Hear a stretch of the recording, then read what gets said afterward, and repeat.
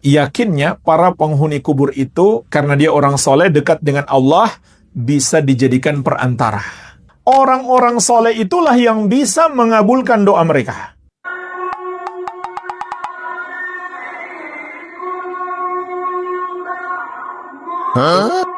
Kenapa tok ziarah tenggene para wali? Karena ulama dawuh asarus solihina barokah. Bekasnya orang soleh itu barokah. Maka kita bertabarruk dengan makamnya beliau agar kita mendapatkan keberkahan dalam kehidupan.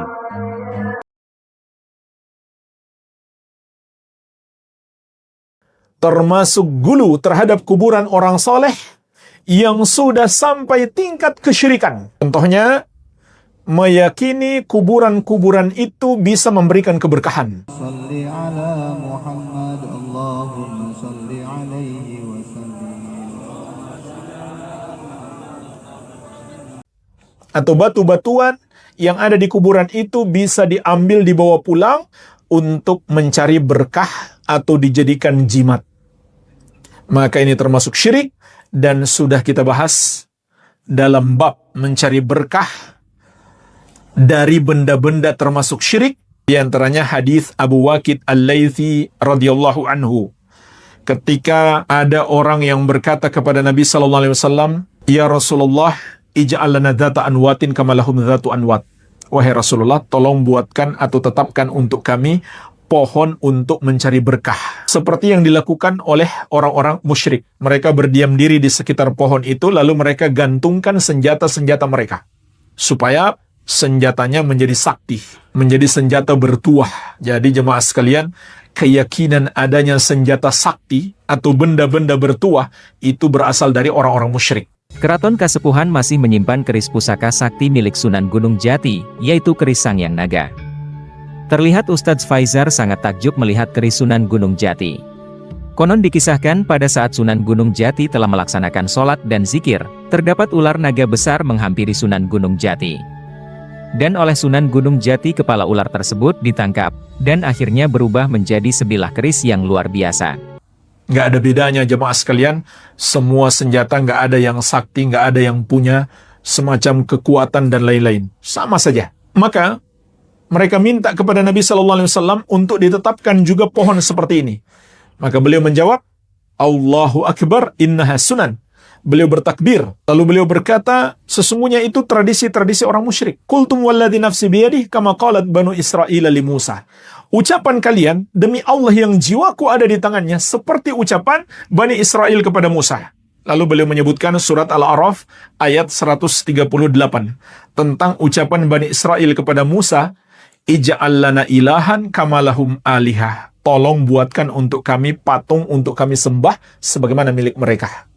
Maka Nabi Musa alaihissalam menjawab, Qala innakum qaumun tajhalun. Sesungguhnya kalian adalah orang-orang yang bodoh. Jadi Nabi SAW menyamakan antara mencari berkah dari sebuah benda, yaitu pepohonan, dengan Bani Israel yang menyembah patung. Hukumnya sama, yaitu syirik. Dan ini tentu berlaku untuk semua benda. Apa itu pepohonan, batu-batuan, atau kuburan-kuburan. Maka ini adalah syirik. Juga sudah kita bahas tentang jimat.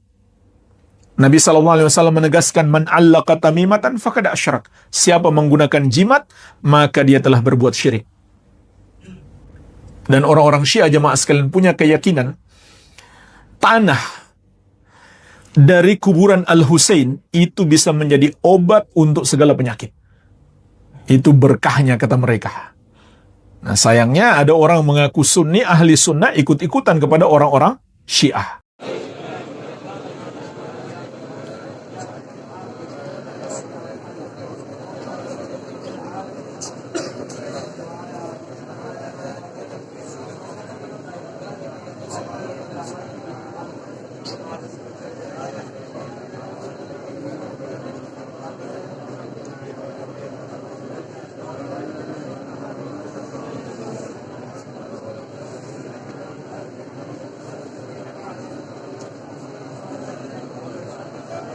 Jadi sudah sampai tingkat kesyirikan.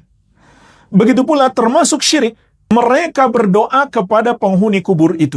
Dan doa mereka dalam dua bentuk. Yang pertama dengan keyakinan penghuni kubur itu akan meneruskan doa mereka kepada Allah.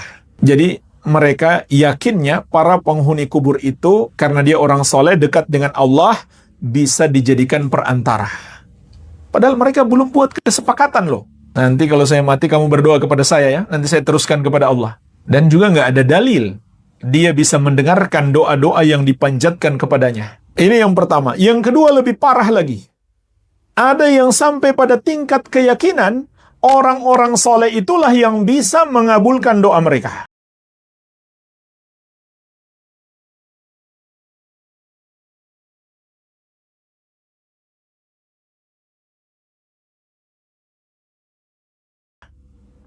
Yang bisa memberi manfaat atau melindungi dari segala mara bahaya. Dan dua-dua ini ada, ini fakta. Dua-duanya syirik, walaupun yang kedua lebih parah. Dan mungkin masih banyak lagi bentuk-bentuk kesyirikan yang lain.